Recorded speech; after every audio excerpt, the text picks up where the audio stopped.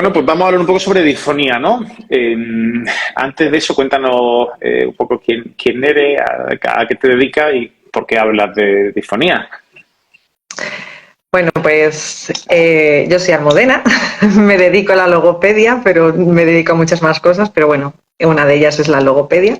Ujú. Y en concreto, pues cuando pusiste lo de hablar de temas, te puse la disfonía porque es un tema que llevo los últimos 4 años trabajándolo muy intensamente porque en mi trabajo, en el hospital de Badajoz, Ujú. pues es a lo que me dedico pues en un 75% de los casos que llegan a la unidad, pues tenemos problemas de voz y en concreto de disfonía, Ujú. ¿no? Entonces, pues es un tema que a mí antes no me gustaba, pero ahora me parece apasionante. Entonces, los 4 últimos años que llevo trabajando ahí, pues ha sido como a pico y pala, disfonías, disfonías, disfonías y de muy diversas índoles. Entonces, pues por eso te lo propuse, el tema de las disfonías. Muy bien, muy bien.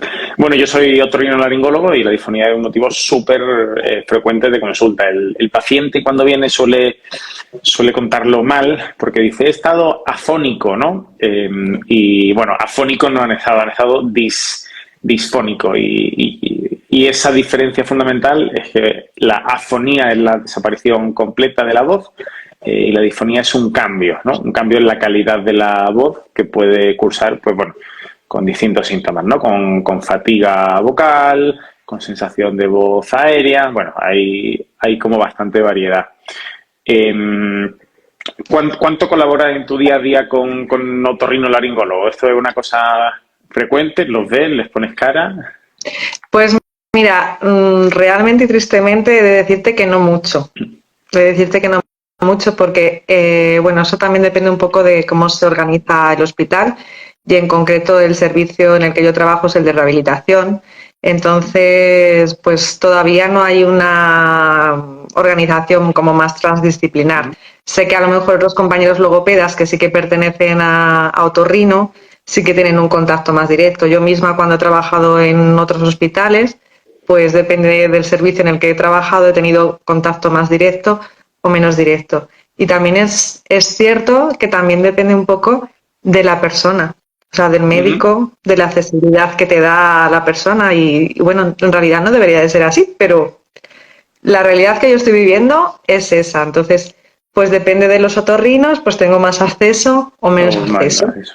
También te puedo decir, Ignacio, que depende un poco también porque imagino que, claro, bueno, imagino no, sé que los otorrinos tenéis también un abanico súper grande.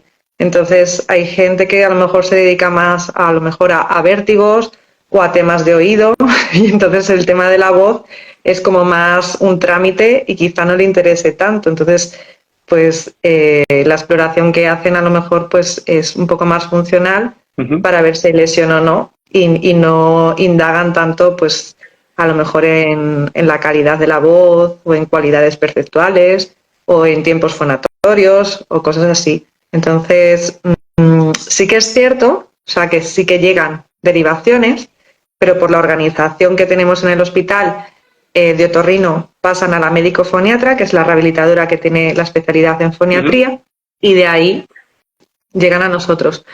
Nosotros no tenemos una vía directa con el otorrino, a no ser que tú en un caso en concreto pues le manifiestes al otorrino que quieres ver, yo qué sé, la exploración de X persona por algo en concreto.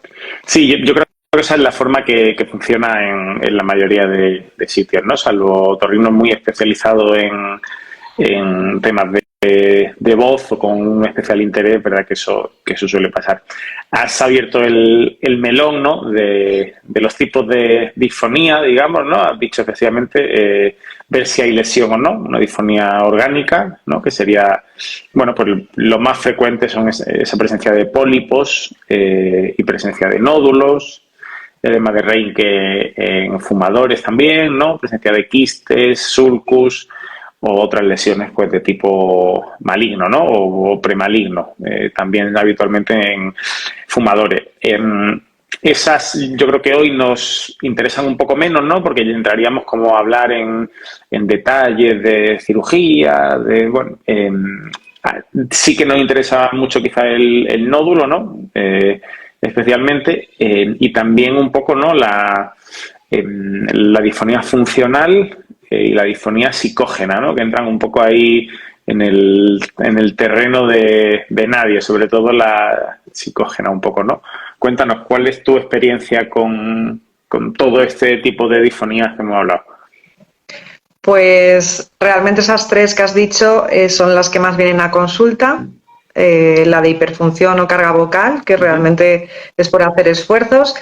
Cuesta mucho que la gente entienda que la voz también se cansa, que es un músculo también y que se puede fatigar igual que unas piernas, porque la gente piensa que puede hablar sin medida y que puede hacer esfuerzos sin medida. Yo pongo el ejemplo de los cantantes. Igual que un cantante no puede cantar más de 3 horas seguidas, porque eso sería usar toda la potencia de una voz, tú no puedes estar más de X tiempo hablando, porque es que al final eso pasa factura. Entonces ahí toca hacer un cambio de chip, sobre todo en las disfonías funcionales, y luego, bueno, pues también hay que indagar un poco los hábitos y las cosas que puedan estar sucediendo alrededor de eso, porque cada vez son más frecuentes los cuadros en los que estas disfonías están vinculadas con temas de estrés, con temas de respiración oral, reflujo, bueno, ansiedad, alucinante, o sea, bruxismo también, mucho bruxismo.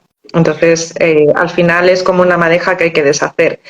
Luego, en el caso de las disfonías que por carga vocal ya terminan siendo una lesión, como los nódulos, pues dependiendo un poco del tamaño de los nódulos, del momento en el que estén, si están incipientes, si acaban de salir, si no, pues se hará la terapia vocal un poco pues por ver si el nódulo se puede reabsorber, o en el caso de aquellos que están más fibrosados y están ya más formados, pues de forma preventiva, un poco en lo que se llama la terapia sándwich, que bueno, que te voy a contar, que tú lo sabes, pero bueno, por si hay alguien que escucha esto y no sabe en qué consiste, pues primero se hace unas sesiones de logopedia para cambiar esos hábitos que pueden estar forzando la aparición de esa lesión por impactos fuertes a la hora de iniciar la fonación, por respiración oral o la madeja que tenga esa persona, porque cada uno es su mundo. Y luego, pues, bueno, también muchos hábitos de hidratación, porque hay una falta de hidratación alucinante, alucinante. Y luego, pues nada, pues se operaría y después se haría una rehabilitación posterior en la que, bueno, pues se ajustaría un poquito lo que es la mecánica fonatoria después de retirar esa lesión e intentando pues que no se vuelva a esos hábitos de apretar o de abuso vocal o de las cosas que han causado la disfonía. Entonces es un trabajo súper interesante porque realmente es como se evita las recidivas y que no vuelva a aparecer la lesión, porque es que si vosotros os hartáis a operar pero no tenemos esa parte preventiva, y esto es como el que pues se hace una lesión en el pie, un callo en la parte de atrás, porque se vuelve a poner el mismo zapato. Esto no tiene ningún sentido, ¿no? O sea, hay que usar un zapato nuevo. Claro, y bueno, eso. Y luego en el caso de las disfonías psicógenas, pues llegan a logopedia y generalmente suelen llegar rebotadas y suelen llegar pues muy desesperados y desesperadas porque nadie les da ningún tipo de solución. Entonces, sí que es verdad que un porcentaje grande se debe de tratar con apoyo psicológico, pero también dentro de esa parte del apoyo psicológico sí que hay una parte que realmente es física, porque en una disfonía psicógena sí que hay una parte de cierre de nudo en la garganta, y entonces eso también es muy interesante trabajarlo desde la logopedia, porque claro, si solo trabajas la mente pero no trabajas en la parte física y queda incompleto. Y yo las disfonías psicógenas que me he encontrado en la consulta, que han sido ya unas cuantas, sí que tenían ese cierre, esa parte de, no sé cómo decirte, como de bloqueo, ¿no? O sea, que el bloqueo emocional llegaba a ser un bloqueo físico y realmente al final no salía la voz, pero porque de verdad mecánicamente estaba habiendo una contracción brutal, y aunque no hay lesión, pero sí que se está dando ahí una hiperfunción, ¿no? Entonces, pues también es muy interesante combinarlo con terapia psicológica. Incluso te puedo decir que algunos de los casos que me han venido a la consulta venían ya rebotados de psicología y la gente pues muy mal, porque era como, jo, nadie me da solución a esto, ¿no? Ya, estaba un poco ahí en tierra de nadie. Has comentado el tema de la terapia sándwich para nódulos. No solo se hace para nódulos, ¿no? También podemos hacerlas para otro tipo de lesiones. Se hace, por ejemplo, para pólipos también. Y ahí sí que me gustaría, de cara a los pacientes que puedan escuchar esto, es que habitualmente se confunden, ¿no? El pólipo y el nódulo y no entienden muy bien esa diferencia. Entonces, remarcar un poco que el nódulo es, pues, porque lo entiendan, ¿no? Ese callo que puede aparecer en las cuerdas vocales, que aparece además en las dos en el mismo sitio cuando utilizan mal la voz. Y el pólipo suele ser una lesión en solo uno de las cuerdas vocales, aunque a veces de golpear la otra puede aparecer también en el otro lado, una lesión de contragolpe. Y también, para que los pacientes lo sepan de un poco de forma general, igual que el pólipo, recomendamos operarlo con cierta soltura, me refiero al tratamiento del quirúrgico, o sea, el tratamiento del pólipo es fundamentalmente quirúrgico, aunque usemos el tratamiento de logopedia para prevenir futuras lesiones.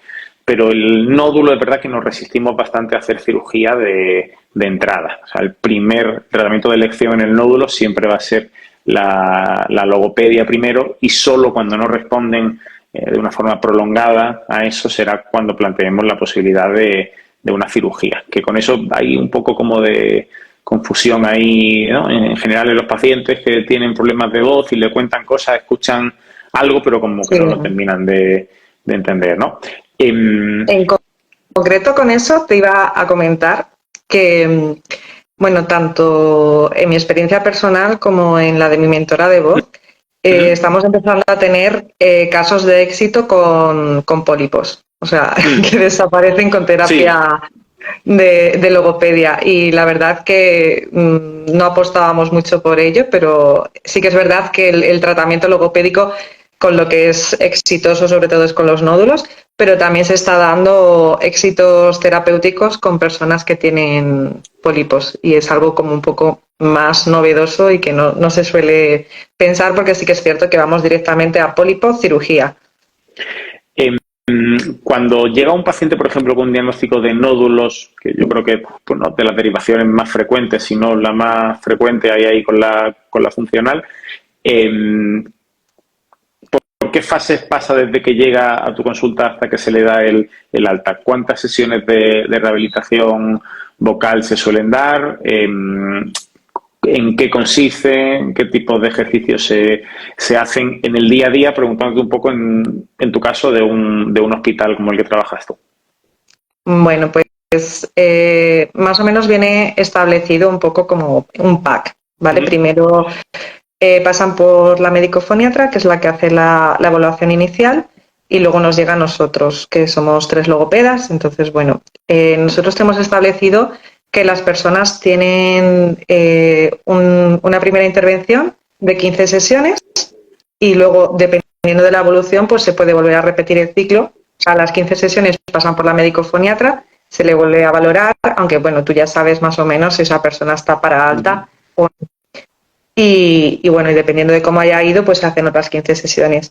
Yo ahora mismo hay veces que no llego a las 15 sesiones, que a lo mejor con 10 ya está finiquitado, porque eso también depende un poco ya no de lo que pasa en las sesiones, sino de lo que está pasando fuera. Porque la gente viene a tratamiento, viene media hora, pero esa media hora es como oro. O sea, hay que aprovecharla, y no hay que aprovecharla solo ahí, sino en lo que se hace después. De hecho, yo se lo digo, yo no voy a hablar por ti. Entonces, los hábitos los tienes que cambiar tú. Yo te doy estrategias y tú lo tienes que cambiar. Y fundamentalmente, bueno, pues las cosas que hacemos son bastante personalizadas. Antes hacíamos unas terapias como más generalistas y teníamos establecidos, pues en la primera sesión esto, en esta sesión esto otro. Y ahora, bueno, sí que es cierto que en la primera sesión sobre todo nos centramos un poco en saber los hábitos vocales de la persona, porque es básico, ¿no? La higiene vocal, que no bucal, que siempre la gente también confunde ese término. También. El tema de la hidratación endógena y exógena. Ahora mismo, pues, se está dando muchísima importancia, aparte de la hidratación de lo que tomamos por boca, ¿no? Y que en realidad va a todo el cuerpo, no va a las cuerdas vocales, sino que va a todo el cuerpo. a la hidratación pues con nebulizaciones de suero fisiológico que generan, bueno, pues el efecto jelly que dice el doctor Burragán, no sé si lo conoces. Y bueno, pues eso la verdad que suele dar muy buen resultado y un cambio muy grande, aparte de que también cambia la permeabilidad de la nariz, con lo cual el fomento de la respiración nasal y el uso de las válvulas nasales pues se activa mucho más rápido que de otra forma. Entonces, claro, aquí la historia es, y la jugada es que desde el primer día ya estamos metiendo cosas que hacer. O sea, el primer día vienen pautas de higiene, se tienen que comprar el nebulizador, incluso prueban el nebulizador en la consulta y ya salen con esa tarea, y el segundo día pues ya estamos viendo un poco cómo son los tiempos fonatorios o dónde está un poquito el problema, y enseguida se empieza a trabajar desde el minuto 1. Entonces, si tú trabajas así y vas dando soluciones desde el primer día, los tratamientos incluso se acortan. Y a lo mejor queda poco modesto, pero es verdad. O sea, que es que yo me lo tomo como un reto personal, y entonces estoy como más contenta cuanto menos sesiones tenga que hacer con una persona. Más pues eficiente. Eso le gusta mucho al gerente del hospital también, seguro. Sí, lo que pasa es que todavía no me paga la productividad, pero bueno, ojalá que le llegue. Tiempo al tiempo.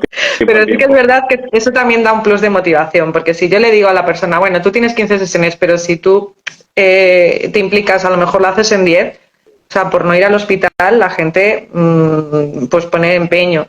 También es verdad que nosotros estamos haciendo modalidades presenciales y también online desde la pandemia, y da muy buenos resultados, porque Extremadura es una región súper amplia y a veces tenemos gente que tiene que hacer 100 kilómetros de ida y 100 kilómetros de vuelta para media hora de tratamiento. O sea, eso es muy loco, eso no es sostenible con nada, ¿no? Y bueno, pues ahí estamos. Y ya te digo, luego el resto de las sesiones pues van un poco en función de la demanda, en función a lo que se dedique, pues se utiliza la voz de mando, la proyección y la coordinación fonorrespiratoria, pero de forma práctica, la resistencia de la voz, las modulaciones. Bueno, eso ya va en función un poco de la persona. Pero la idea es optimizarlo. Y si, por ejemplo, tuviera, porque claro, a mí me hace mucha gracia, ¿no? Nadie dice, me duele la rodilla porque me doy muchos golpes, ¿no?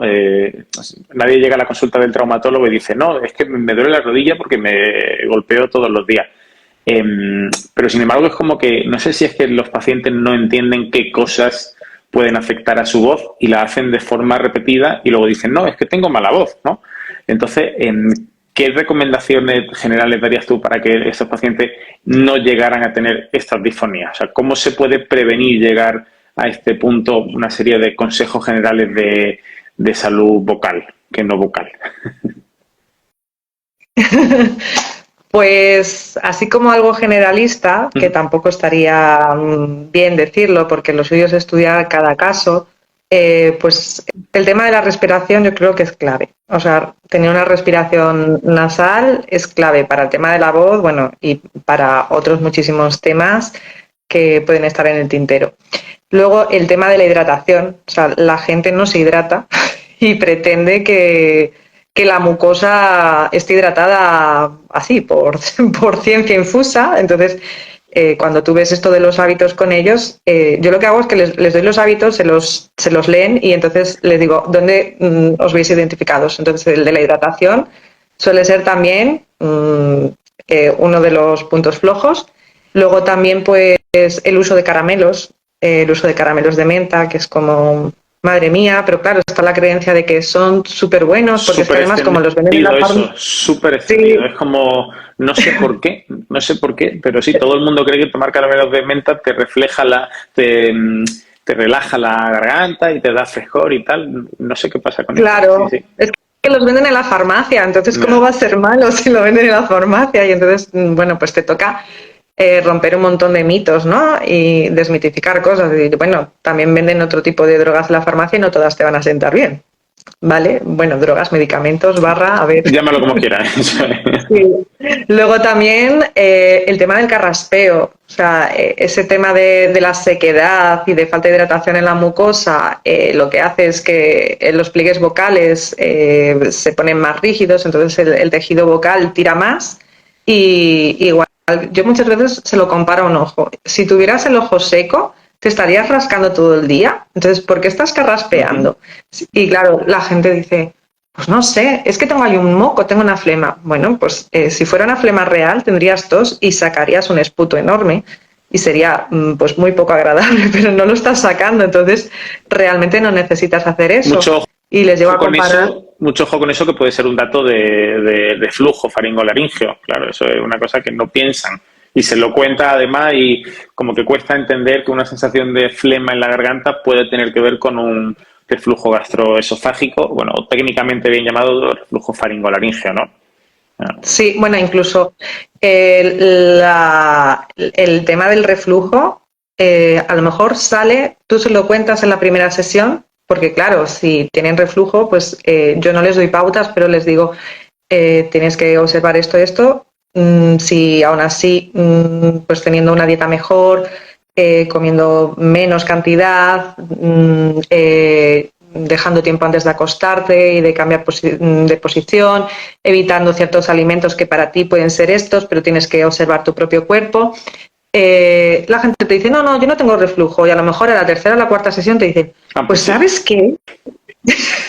Que eso que me habías dicho de que te suben así los ardores, pues va a ser que sí, ¿eh? Entonces, al final yo lo que llego a la conclusión es que la gente se escucha poco el cuerpo. Entonces, dentro de esas pautas, yo añadiría una cosa así como escucha tu cuerpo, que es bueno, algo que sería fundamental en la medicina, ¿no? Y considero medicina todo lo que está dentro de los procesos sanitarios. No necesito ser médico, con todos mis respetos, para hacer medicina, porque hay muchas cosas que curan y no son a lo mejor una consulta médica, que también, pero es parte de los procesos de cura, ¿no? Entonces, el escuchar el cuerpo pues sería también bastante importante, y luego, bueno, localizar situaciones emocionales, cosas que puedan estar cambiando en mí, porque al final la disfonía es un poco como el síntoma de que está pasando otra cosa, de que a lo mejor no me estoy tratando bien, o de que tengo reflujo, o de que tengo ansiedad, y bueno, la demonizamos de una forma horrorosa, porque claro, no nos permite hablar y comunicarnos, pero en realidad te está avisando de que algo no está funcionando bien. Falla. Eso es. Claro. Lo has dejado caer antes también, como mencionaba así por encima. Yo creo que es bastante importante el tema del bruxismo, ¿no? De la sobrecarga muscular, ¿no? De toda la zona temporal y de toda la zona de la mandíbula.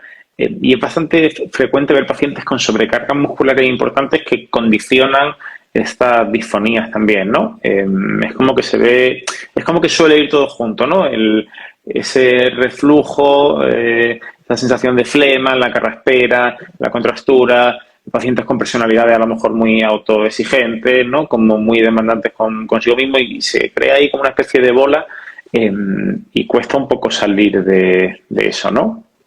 Sí, totalmente. De hecho, o sea, hay veces que vienen por disfonía, y yo cuando detecto que hay un bruxismo empiezo a lo mejor por el tema del bruxismo, y entonces es como, ¿pero qué haces, loca? Si yo vengo por el tema de voz, claro. ¿Qué me haces trabajando esto, no? Pero es que si esa musculatura sigue así de tensa, ya te puedo hacer todas las escalas y modulaciones del mundo, o ponerte a hacer un tracto vocal, o lo que sea, que vas a seguir apretando. Entonces, si tu condición es de apretar, tendremos que relajar y luego ya plantearnos también qué está pasando con la voz. Entonces, al final esto pues parece como que va todo por packs, y la gente como que se va comprando. Otro pack. Y sí que es cierto que cuando tú llegas a la consulta, te viene una persona y tú le empiezas a decir, bueno, sí, tienes la disfonía, pero también tienes la respiración, y también tienes bruxismo, y también tienes reflujo. Y entonces a mí a veces me empiezan a decir, bueno, ¿qué más tengo? ¿Qué más tengo? Porque la gente se agobia un poco.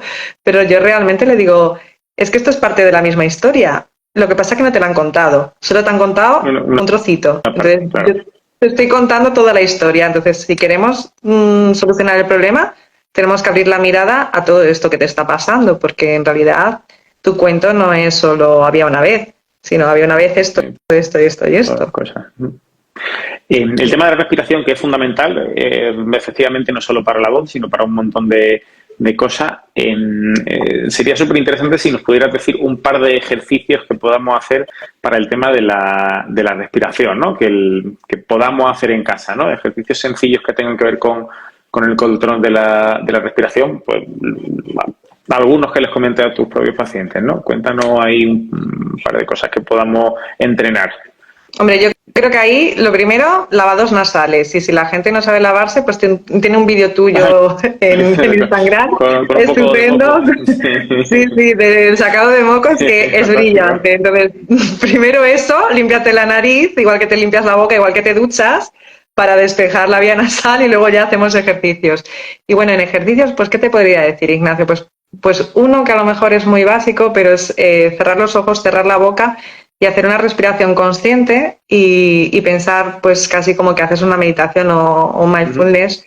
Y toda tu atención y todo el foco de tu atención se tiene que llevar a tu nariz. Y entonces lo más importante ahora es que tomes y sueltes el aire muy lentamente por la nariz, e ir viendo pues cómo ese aire entra y sale y sentirlo.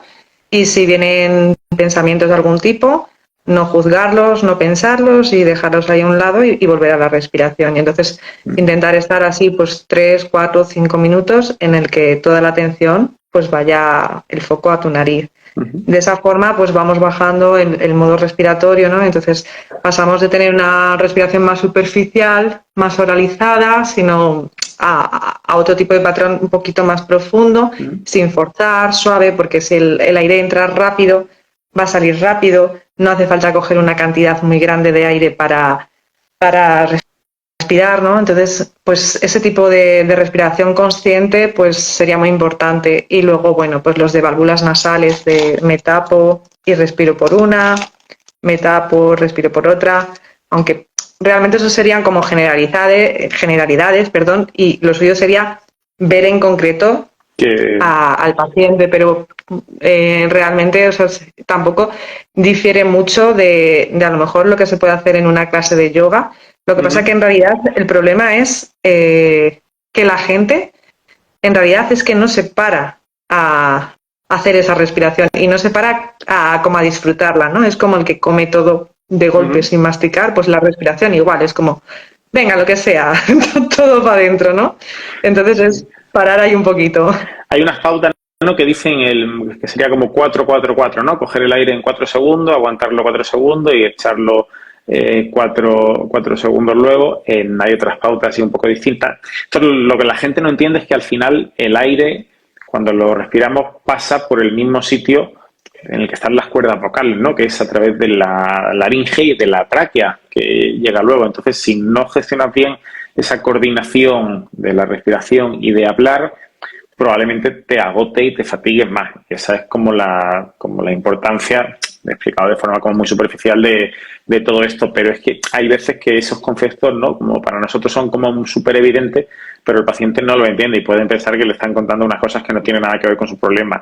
Y luego vivimos en una sociedad como súper medicalizada, no solo para pastillas, sino también para procedimientos. Entonces, como has dicho muy bien antes, queremos ir a una consulta a que nos enseñen a hacer una cosa en un rato que nos resuelva un problema para siempre. Y el paciente tiene que entender que son cambios que tiene que incluir en su modo de vida y en su forma de vida, ¿no? Y hacerlo de forma seguida, ¿no? Que no vale con ir un día a un sitio y que te digan no sé qué y ya está, ¿no? Es un proceso un poco más lento.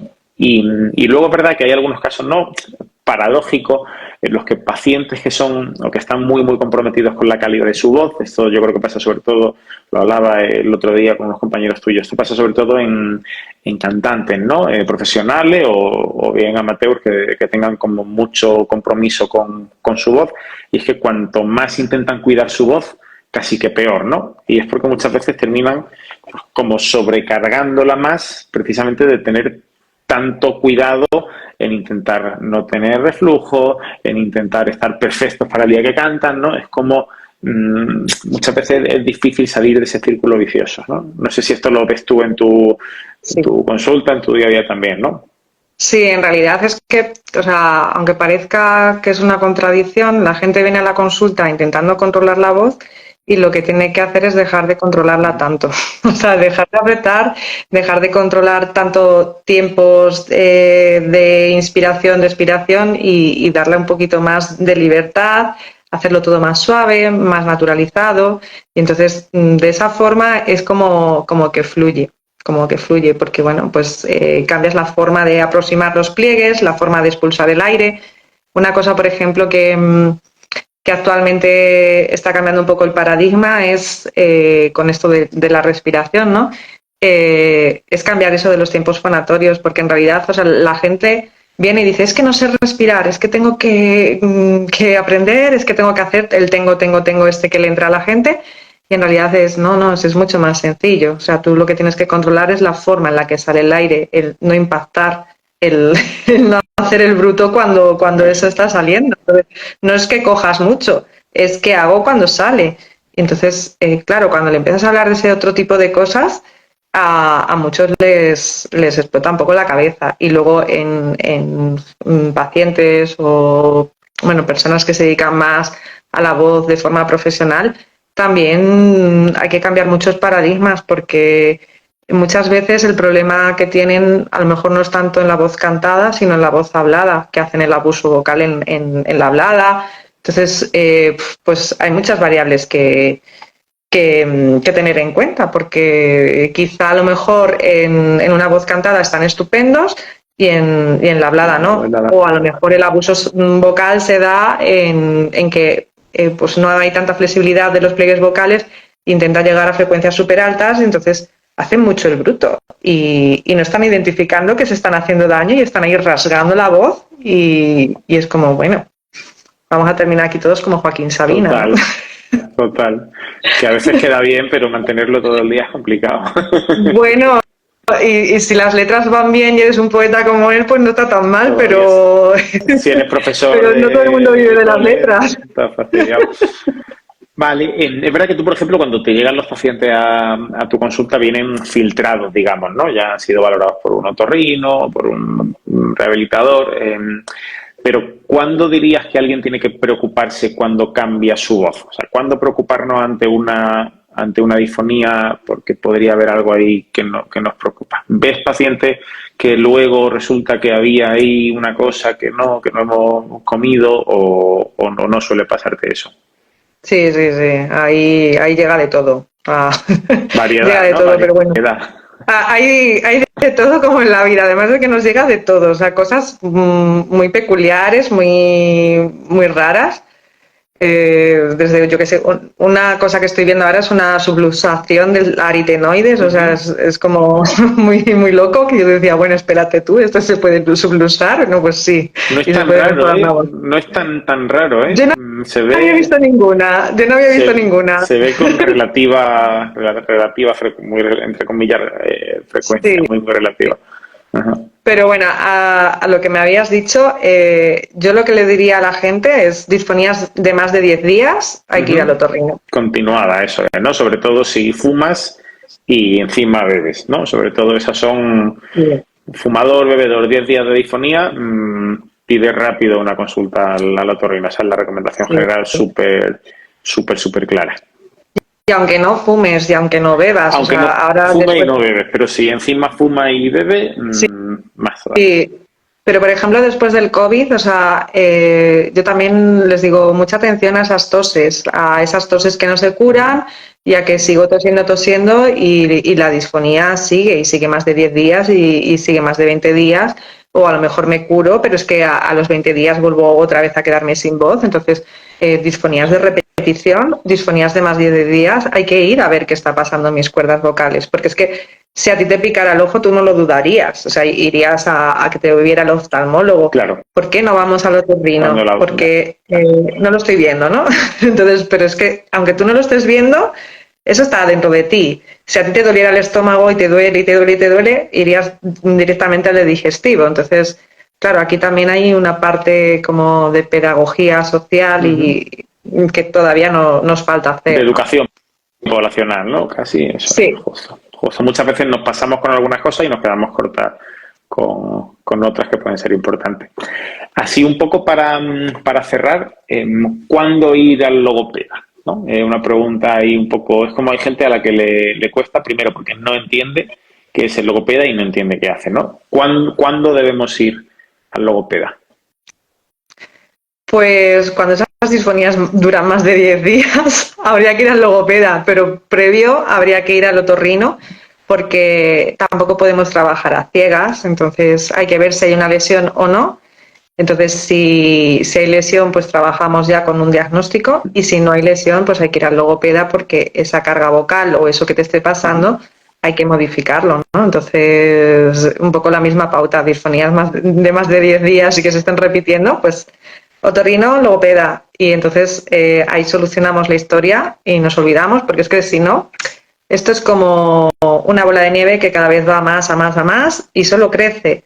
Y es raro que vaya mejor. O sea, generalmente lo suyo es que vaya peor. Y incluso que se vaya pues desarrollando a lo largo de los años y de repente te encuentras, yo qué sé, una niña de 20 años que vino a la consulta hace poco y dices que llevo desde los 13 así.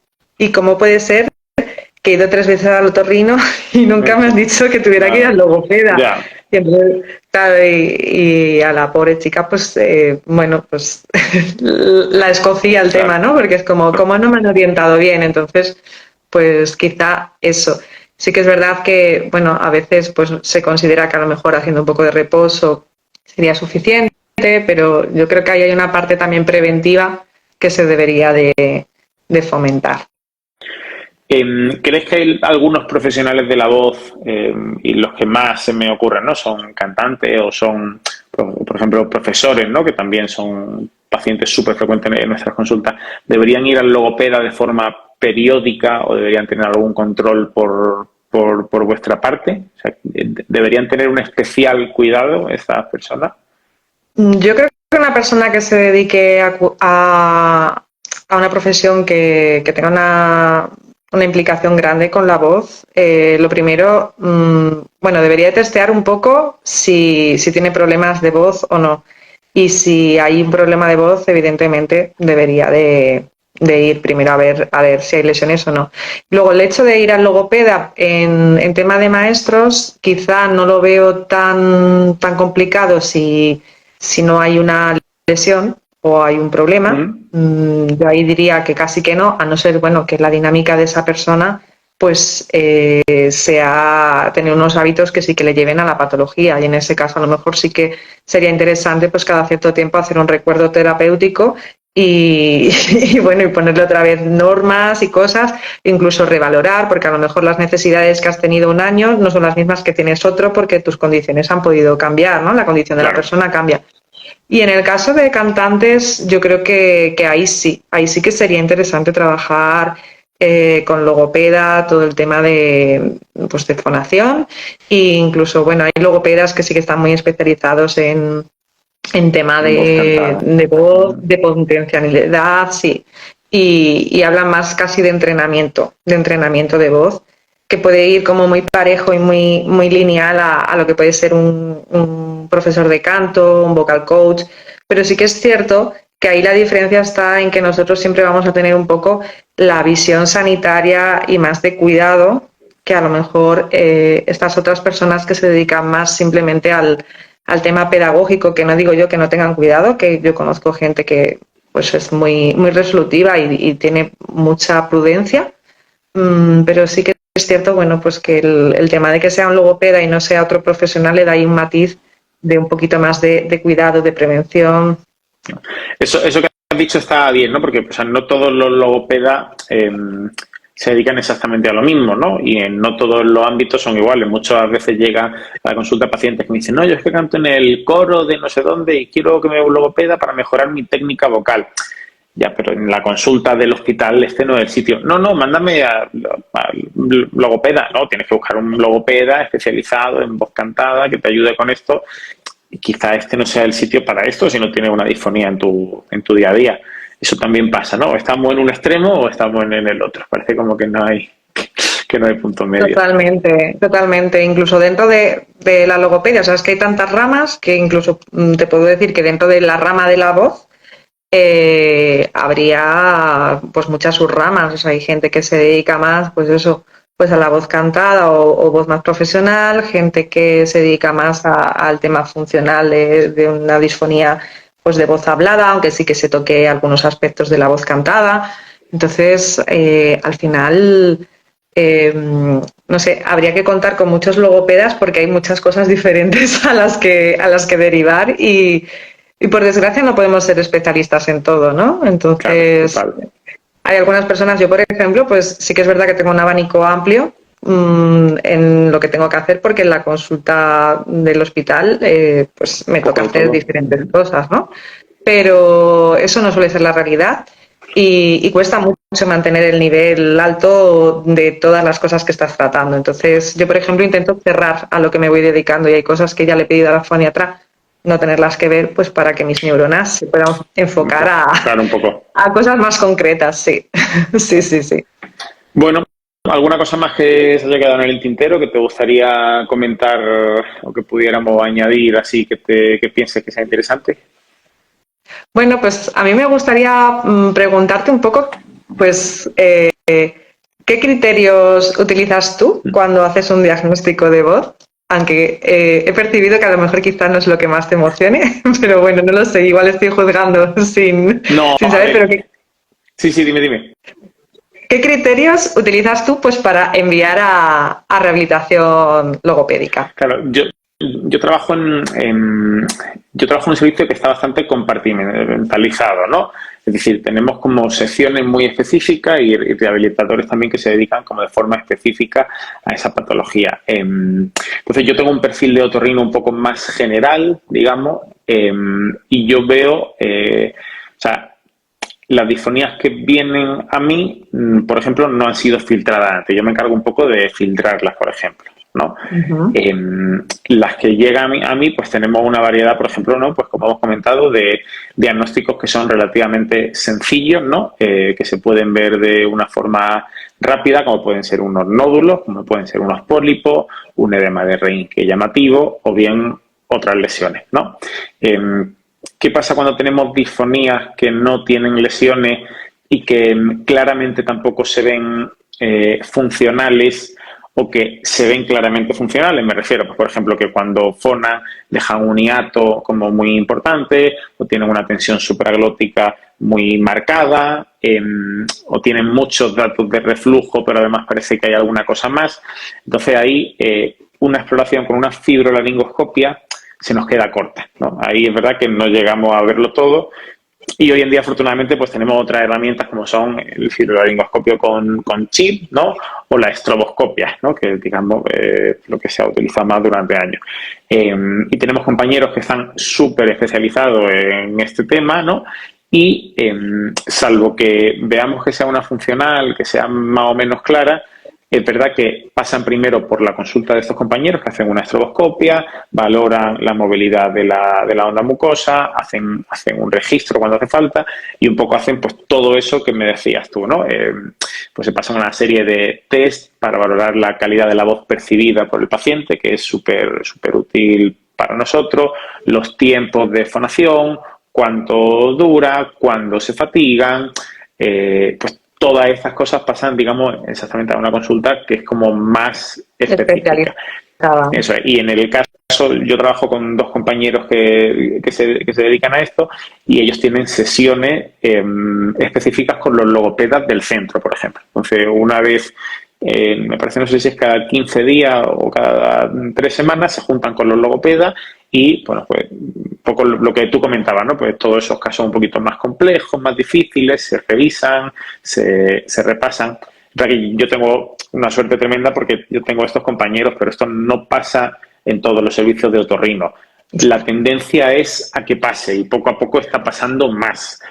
Pero esto hace unos años era impensable, ¿no? Pero hoy en día sí que tenemos esa suerte de que va como poco a poco como que va avanzando. Eso es. Yo, o sea, no es porque no me apasione, es porque al final, por la forma en la que trabajamos, ¿no? Y lo que nos llega a la consulta, pues de alguna forma tenemos como que filtrar y, como decías tú, no podemos dedicarnos a todo el rato.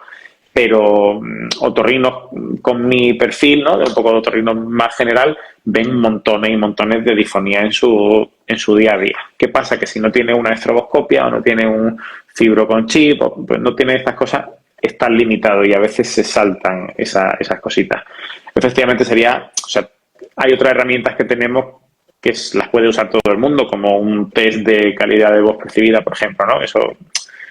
sí, lo que pasa que eso implicaría que necesitarías bastante más tiempo para poder hacer una valoración adecuada y entonces en una sanidad pública eso es impensable. O sea... yo trabajo yo trabajo exclusivamente en la sanidad pública y yo sí que percibo que esto poco a poco va creciendo y hace años había algún otorrino como especializado en esto y ahora en casi todos los centros, por lo menos en Madrid, hay uno o dos con mucha implicación en temas de voz. Sí, yo por lo menos esa es mi sensación. La verdad que es que yo creo que es algo que está en crecimiento, que está en boga y bueno, y cada vez más, y ya no solo el tema de voz, sino temas de disfagias, temas de... Igual, exactamente igual. Eso es. Temas así, ¿no? Y como digo yo, o sea, el otorrino debería de tener como los logopedas de cabecera, donde eso, y los logopedas deberían de tener otorrinos también, ¿no? Entonces, ahí hay un vínculo que realmente no se está fomentando del todo porque tenemos esa parte de rehabilitación, entonces el sistema a veces es como un poco triangular, sí. Pero quizá a veces con perdón de los rehabilitadores y de los foniatras que haya, pero a veces en la ecuación está tanto triángulo, a veces hace que se pierda un poco la información. Bueno, pero eso podría llegar a tener sentido en sitios como otorrino hiperespecializados, pero si no, toda esta labor se encarga el propio rehabilitador. Entonces yo creo que es una figura fundamental. Sí, es fundamental, claro, es fundamental. Pero a veces es como que, bueno, incluso el rehabilitador, dependiendo también un poco de los medios que haya, ¿no? Lo que tú dices es que no siempre tenemos a lo mejor las mejores herramientas diagnósticas y aquí hace falta herramientas de imagen. Entonces, como no siempre contamos con los mejores muy medios... Precisa, además, eso. Pues a veces es como que se pierde un poco. Entonces, yo a veces, por ejemplo, echo de menos eso, que quizá pues hubiera mejores herramientas y a lo mejor mejores registros de esas imágenes y esas cosas para esa historia, que a lo mejor he puesto un poco la tinta en como que se pierde información porque haya un intermediario y realmente no es así. O sea, pero sí que es como que yo he hecho un poco de menos. Hace falta más comunicación, sí, eso sí. Estamos de acuerdo. Sí, entre quizás todos. Sí. Sí, pasa también con los fisios pasa también un montón en el ámbito hospitalario, sí, que al final dependen del rehabilitador y el resto es como que no los conocemos, no tenemos ese acceso completamente. Sí, totalmente. Bueno, pues no sé, pues nada, no sé si quieres añadir alguna cosa más. Nada. Yo creo que ha sido súper interesante y muy agradable la conversación, la verdad. Eso es, fantástico. Pues encantado y si otro día sale un tema ahí más específico, pues podemos darle una vuelta. Vale, yo, si es de mis ramas, sí, si no, no me meto. Si no, vale. Vale, bueno, Ignacio, muchas gracias. Hasta luego. Venga, hasta luego.